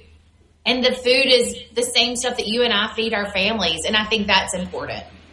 Most definitely. And I do want to take a moment because I know Robert St. John, known him for many years, and a lot of people aren't aware of his connection to Extra Table. He's the reason Extra Table exists, isn't he? He is. Robert St. John here in Hattiesburg founded Extra Table 16 years ago. It's a sweet story. His mom volunteered at a local food pantry, and they ran out of food. And it wasn't that they were totally out of food, but there were just nothing on the shelves that made a meal, nothing you could truly put together to feed a family. And his mom said, son, we need some food. Ship it over here. Well, when your mother tells you to do it and you're in the restaurant business, you figure it out. And so for 3 or 4 years, Robert just, shipped food directly to the food pantry here in Hattiesburg on his own. And then, he started asking questions like, are other pantries struggling like this? What else is going on around the state? And he has an incredible saying that will bring me to tears just about every time I say it. He's talking about how, he sells filet mignon to put his kids through college and to pay the bills, but he wants to be remembered as the guy who fed people canned tuna. And don't we all want to be that? Don't we all want to be remembered for something that helped someone else, that gave someone a voice, that made somebody's life easier, that helped raise people up? Robert understands the difference between influence and impact. Is probably, to me, the best way to put that. And he's always been that way. He is that guy. If you know him, that's just who he is as a person. We have a significant, you mentioned it earlier, we have a significant number of people in the state of Mississippi that suffer from food insecurity. And we keep tossing that word out. What does food insecurity mean? So that's a great question. You and I might be hungry. We might have scooted out of the house too early this morning, and we might not have had a full breakfast. Okay? You're not food insecure. Food insecurity, I would imagine, because I live in a bubble, you live in a bubble, we're blessed, I would imagine that food insecurity is a tightness in your throat, a tightness in your heart, not just in your stomach. You do not know where your next meal is coming from or how you're going to feed your children. So the anxiety, the fear, the stress that all comes with that. And to truly not know how you're going to put a meal on the table for your family is just, I imagine, incredibly scary. We work with a friend that he's shared, David Ellis, and he's Yacht on social media. And he's a dear friend, longtime friend of mine. And, David shares a story about, at a point in his life, he, had gotten divorced, things had changed, times were extra tough. And, there were 2 corn dogs and his son was a growing boy and he fed his child the 2 corn dogs and he drank pickle juice. There are hundreds of thousands of parents across our state doing that every night so that their children have the ability to go to sleep without their stomach growling. And that's the thing about, there are so many incredible nonprofits in the state of Mississippi, so many people doing great work. But we can teach someone to read at 7, 17, or 77. But if that child does not get proper nutrition in those formative years, we can't fix that brain. We can't regrow a brain. You know, school teachers, if you talk to any school teacher, they will tell you that children are hungry in their classroom. They get a breakfast and a lunch at school, and they don't eat again many times until the next day. Are they really bad behaved, or can they not hear the teacher over the sound of their stomach growling? Collegiate hunger, almost every college and community college in our state has a food pantry. Do you want to work beside someone on a factory floor that is not properly fed? Absolutely not. And our grandparents are going to decline rapidly. So food has to be a part of our everyday. And at Extra Table, that's our mission, that's our goal, and that's what we're here to do. One thing that you highlighted that I want to draw a line under it is, believe it or not, the worst part of food insecurity is not being hungry. It's the stress, it's the anxiety that you talked about, because no one can function at their best. I don't care if you just had a 3-course gourmet meal. If you're under a huge amount of stress and anxiety, you can't function. So it's actually a problem, to use a word that feels out of place to use, but it does apply here. It's a problem that kind of feeds on itself in a way. It does. And so many things come together. So if you can't, get a meal on the table, you're going to have trouble at work. You're going to have trouble parenting. You're not going to, everything in your life, you're going to start dropping down at. And, if we can get people fed and get children fed, if we get families around the dinner table, kids are 40% more likely to make A's and B's in school. So that's where the pendulum swing change happens.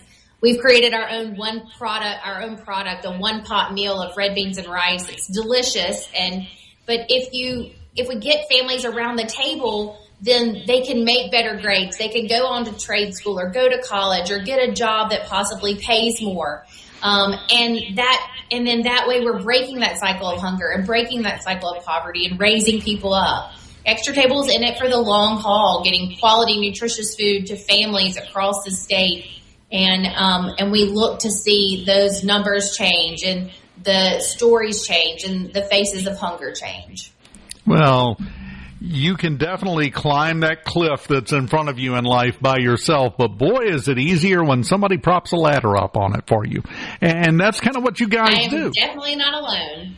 Yeah, that's what you guys do, though. You prop that ladder up to give them a fighting chance to climb that cliff that's in front of them. It's fantastic work. It's, I would say, thankless, but I'm determined we're going to keep thanking you guys forever, so we're not going to be able to use that term because you deserve all the thanks. You and apparently the only other person working there. You said you are hiring. You want to give a plug for that quickly before we go? Absolutely. So we are hiring for a development officer, someone who believes in the mission and just wants to hit the road or make phone calls or send emails and say, hey, will you join us in feeding Mississippi's food insecure? So we're looking for someone to raise money, and we're looking for someone to help with events and social media and marketing. And so if you've got some, all, or both of those talents, it's time to give me a call. info@Extra-Table, or hit us up on our website or social media. We'd love to talk to you. That's all you got to do is reach out. You can be part of the group that's making the kind of difference that changes lives. This isn't, going by, and I don't want to take away from people that go around, and mow the lawns for the shut-ins. That's incredible work. You're doing a great job. I'm just saying this is the kind of thing that will make a difference that will still be around in 50 years if you get involved and you participate. Martha's doing it. She's been doing it since the early 2000s. Is that a fair statement? I think it's a fair statement, isn't it? 2018, March 2018. So I've been here just over 8 years, and it's a gift every day to get to come to work. The smile is not just because we're talking about on the radio today. The smile is every day. We feel blessed to have the donors and the partners and the volunteers and folks at SuperTalk. So it's an incredible. I love getting to do what I do every day and serve the people of the state of Mississippi. you really need to get you a graphic made. It's Martha Allen with Extra Table, Amazon partner. You need to be pushing that. That's a big deal. Congratulations. Thank you again. There will be delivering 17 of our 66 food pantry routes, so we're thrilled. And, the more that we can take off our plate, the more meals that we can serve throughout the state of Mississippi. And if you're a business listening, we have an income tax credit. Hit it up. Food Bank Charitable Organization Act. Boy, this dollar is for dollar match. This is the right week to be promoting that, too. Let me tell you, Martha, always enjoy talking to you. Keep up the fantastic work. We continue on this Friday morning right after this. Keep it here. Know where the news is going next. Mornings with Richard Cross on SuperTalk, Mississippi. Leftover biscuits, leftover ham, leftover gravy in an old frying pan, leftover coffee, leftover tea. Now I'm all alone 'cause she's done leftover me.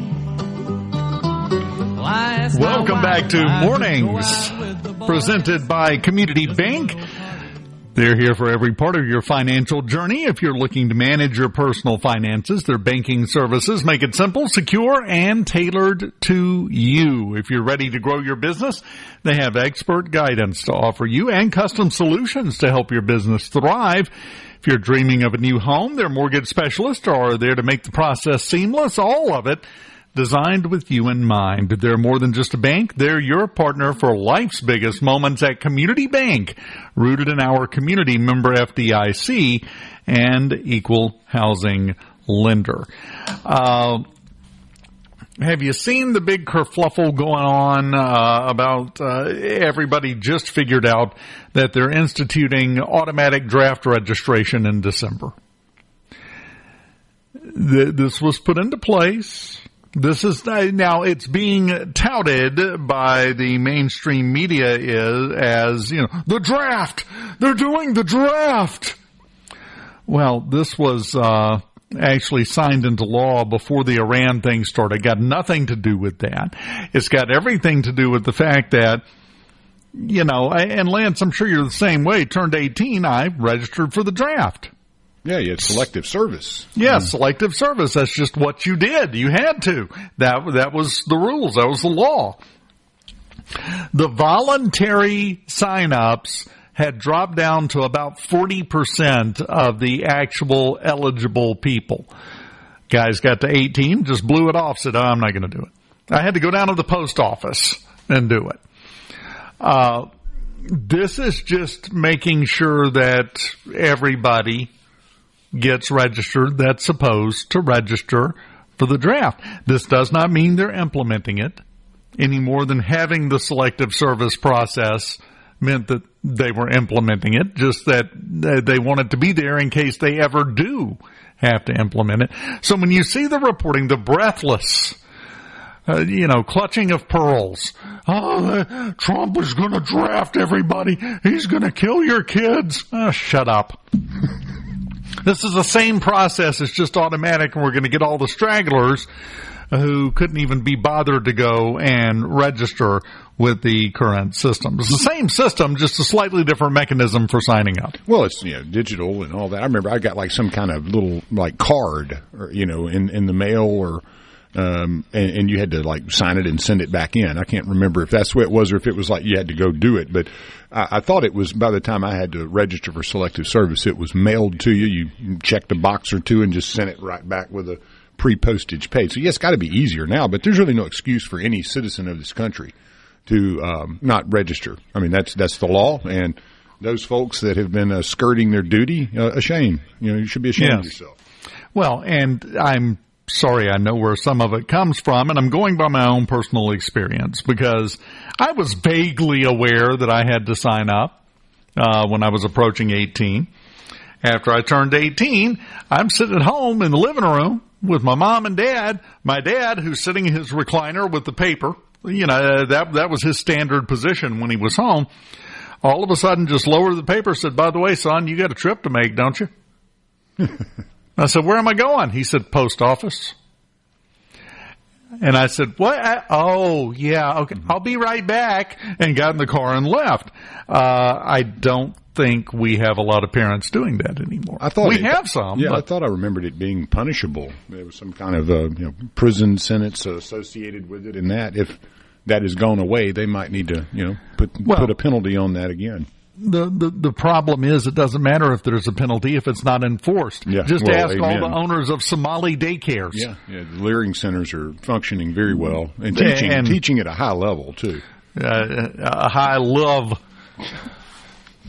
They don't put all the letters in any of the words. So anyway, when you see the breathless reporting, no, they are not implementing the draft to build the forces. As a matter of fact, they have hit their recruitment goals early this year for the Army, for the Air Force, for all of them. We are not suffering from a lack of people signing up to serve voluntarily. We've actually met our goals this year. First time in a while we've been able to say that. That is, I think you're exactly right. First time, I think it's the first year that they've actually met their goals ahead of schedule. Yeah. So it's been a while. So that's not a problem. Got something neat I want to talk about in case you didn't see this. Mike Johnson, House Speaker, has filed a motion with the Committee on Rules and Procedures. He wants to start the process of restricting or removing Representative Maxine Waters' vote in Congress. And I quote, Congresswoman Waters hasn't been in the House chamber in months, yet her vote is always registered. It's time to eliminate the procedural loophole that allows that to happen. As usual, give them an inch, they take a mile. We put the proxy vote rule into place during COVID. And the problem is COVID's over and it didn't go away. And now we have a whole bunch of geriatrics sitting at home, as he put it. This again, a direct quote from House Speaker Mike Johnson on this. Quote, that rule needs to go so we don't have zombies voting from a rocking chair 3,000 miles away. End quote. Oh, I agree. They should be, in their seat. Yes. If you can't show up for work. That's what we're paying for. Yeah.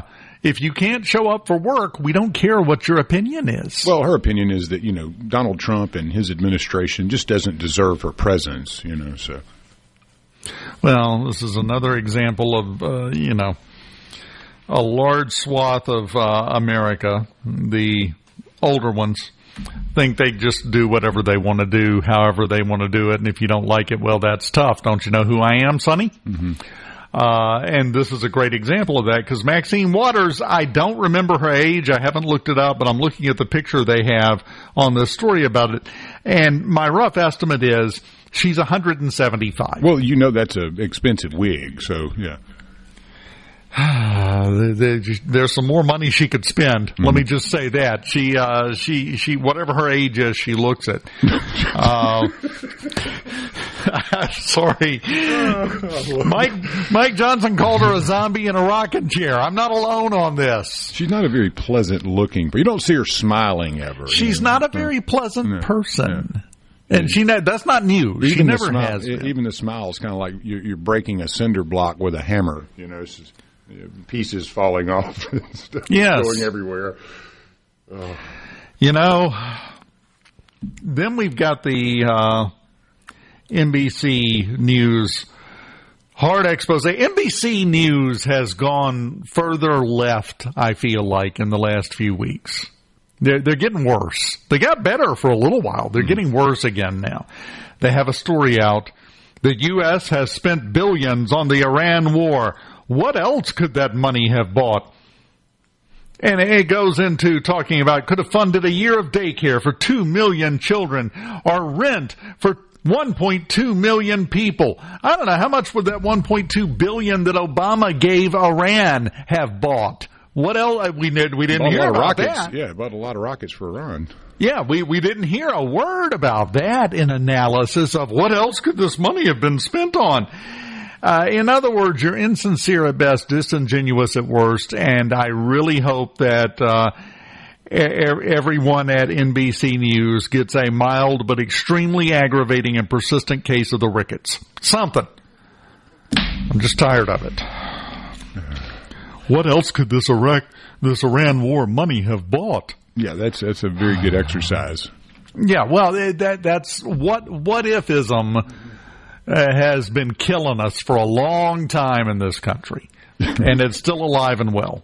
George in Biloxi says, we're being mean. Waters is only like 120 years old. So. Oh, yeah, you're right. I'm sorry. I need to give her full credit where it's due.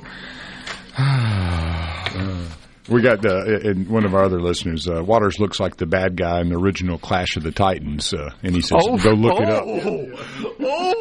See, I don't have to look it up. And, that's a good one. Are we talking about, is that the Harry Hamlin one?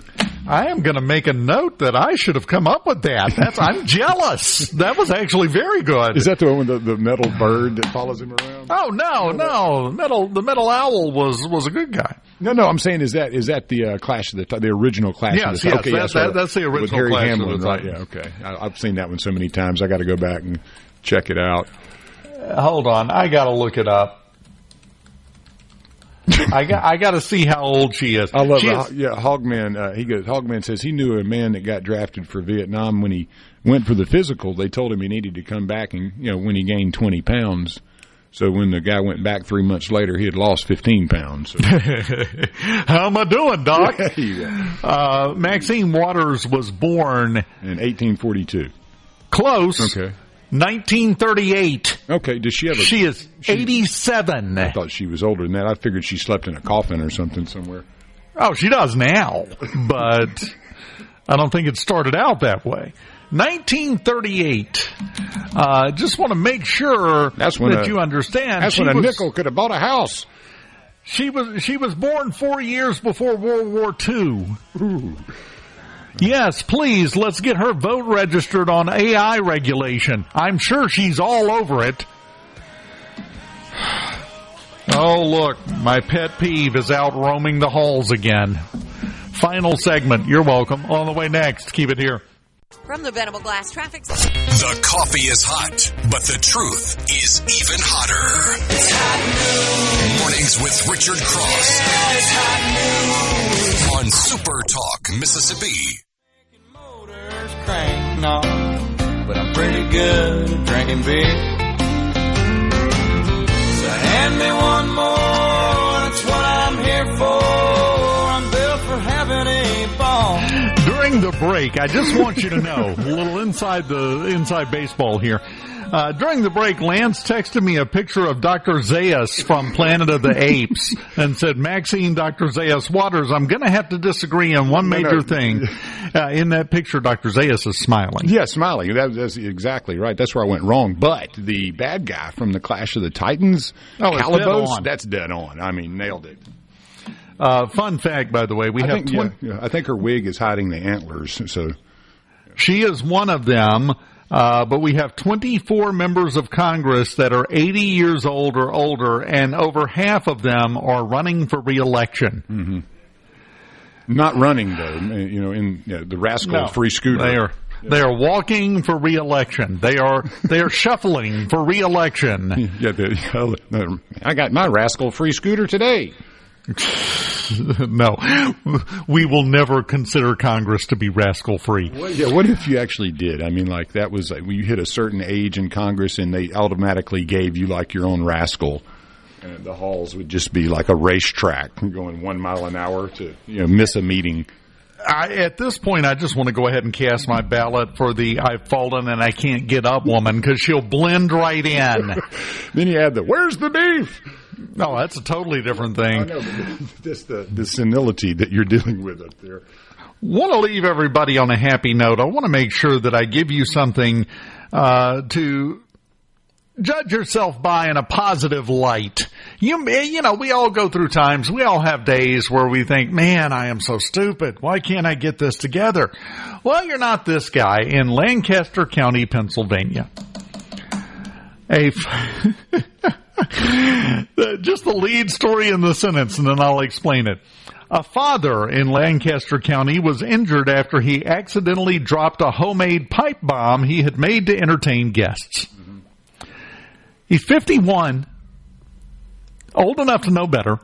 He's 51. He was arrested he had some guests coming over, so he put together a pipe bomb because he thought it would be good entertainment. He took a PVC pipe, filled it with 6 ounces of black powder, and then was using a motorcycle switch to control the detonation. Then he found out that the guests were no longer coming. So he took it back into his shed to disassemble it, and when he got in there, he dropped it. So now, in addition to having to get a piece of shrapnel dug out of his skull, he has been charged with 2 counts of endangering the welfare of children, risking catastrophe, possession of an explosive, 3 counts of attempted aggravated assault, and 3 counts of recklessly endangering another person. So if you're wanting to entertain guests, learning a TikTok dance doesn't look quite as bad anymore, does it? Yeah, I mean, there's things you could do that are probably a little more constructive for your health than to make a homemade pipe bomb. But again, no matter how bad your day, your week, your month goes, no matter how many struggles you face, no matter how many times you just sit and stare at the wall and go, I cannot believe I'm this way. I cannot believe I made that stupid of a mistake. I want you to reassure yourself, you're not this idiot. Yeah.